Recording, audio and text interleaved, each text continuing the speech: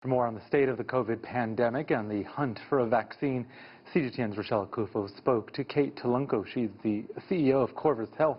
And Rachelle began by asking her about the significance of Pfizer-BioNTech's vaccine trial showing 90% effectiveness. It's potentially a game changer, but the problem still is that they need to produce enough quantities of the vaccine and roll it out to people. So I still don't expect most folks to be able to get this until the spring or summer. You know, we can hope that maybe by January, February, health workers, people living in nursing homes can start to get it, but it's still going to be a long time, unfortunately. And we have seen some independent scientists cautioning about getting too excited before we know more about the long-term efficacy and safety as more data is known as this goes on. Now, we do know that unlike some other companies, Pfizer did refuse to take any federal money for its research and development, including not wanting to be part of Operation Warp Speed under the Trump administration.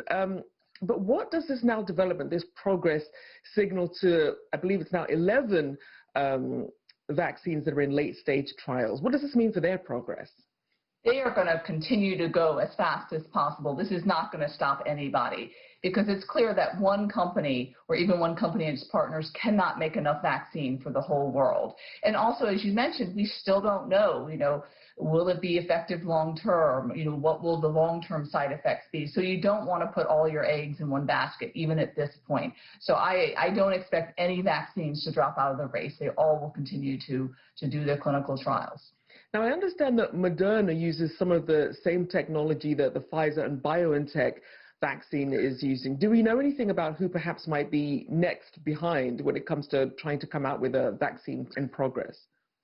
Well, we'll see, because it all depends on what happens in the trials. And now actually that we're in a spike of COVID, we might have more of the trials being able to analyze their data. Because basically what happens is in order for a trial to analyze its data, a certain number of people in the trial have to get COVID. So if there's no COVID in the community, you can't complete your trial. But now with the acceleration of COVID, the trials are going to close more quickly. So that's sort of the bright side of the current COVID spike.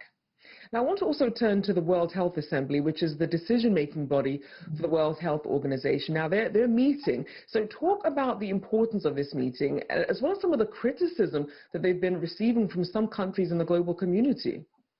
So it's the executive committee of the WHO that's meeting, and they meet on a quarterly basis, and the World Health Assembly is the large global meeting that they have in May. And the WHO is in charge of two sets of studies. One is COVAX, which is the initiative to create a COVID vaccination and make sure that everybody has access to it. And the other study they're working on is called Solidarity, and it's a study that includes more than 100 countries to look at a number of COVID therapeutics, so COVID treatments.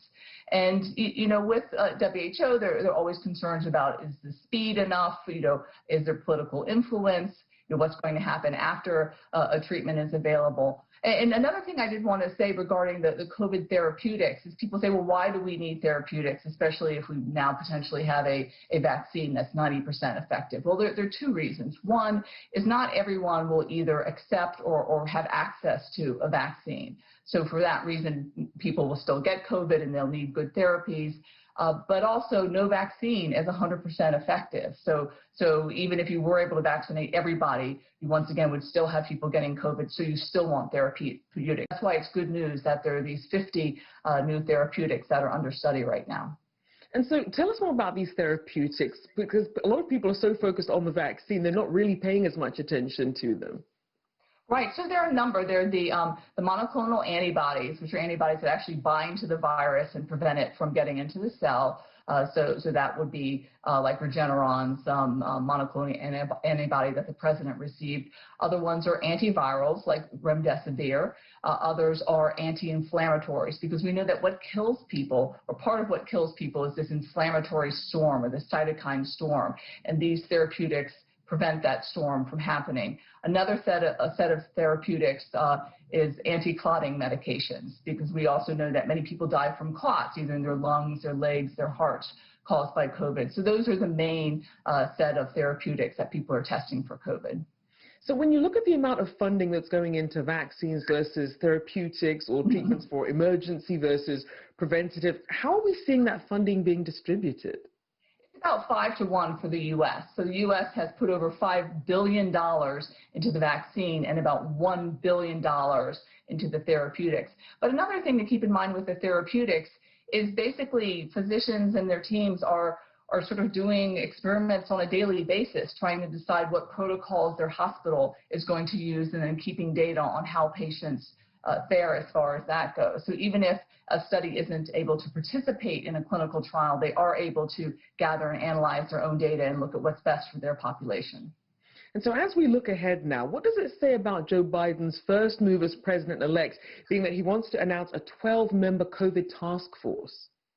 Now, this is very exciting, and it is a fulfillment of a campaign promise that he sees COVID as both a health threat for the U.S. and the world and also as an economic threat. And so he's been announcing the panel members today. And it's very encouraging. In fact, one of the things that's really exciting about it is that the past administration has been criticized for lack of diversity in many of their panels and teams. This group is incredibly diverse from both a gender and a race perspective, and people who are highly skilled. Just to give examples, you have Lois Pace, who's the head of the Global Health Council, who will really be able to tap into global knowledge of implementation everywhere. You also have Dr. Eric Goosby, who was one of the main people involved in fighting the AIDS epidemic in the U.S. So people with real history and real experience fighting epidemics. And certainly needed as we're seeing more states, including Utah, reinstituting some of its COVID restrictions and mitigation measures. As you look at the current trend, can we expect other states to follow suit? Absolutely. So Utah is one of the several states that you see maxing out ICU capacity, and every day the daily case rates going up. And so yesterday the governor announced that there would be measures that would start to take place today, including public masking, where people can't be more than 6 feet from one another, only socializing with people in your household, and suspending school activities for 2 weeks. And also with an aim starting in January that any child who's in school for at least 1 day a week would be tested every week for COVID. And I want to talk about another region of the world that's obviously still trying to get the virus under control, which is Europe, releasing new restrictions and more lockdowns. Talk about the state of the virus there. What's working and what's not in terms of trying to defend against this?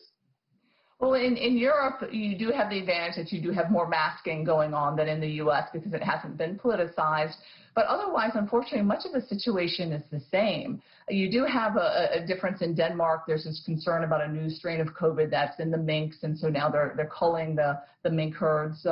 But otherwise, you see overflowing ICUs. You see, actually, in some ways, more strict lockdowns as far as restriction on businesses and restriction on people's movement. But Europe, as well as the U.S., really does need a vaccine and does need better therapeutics.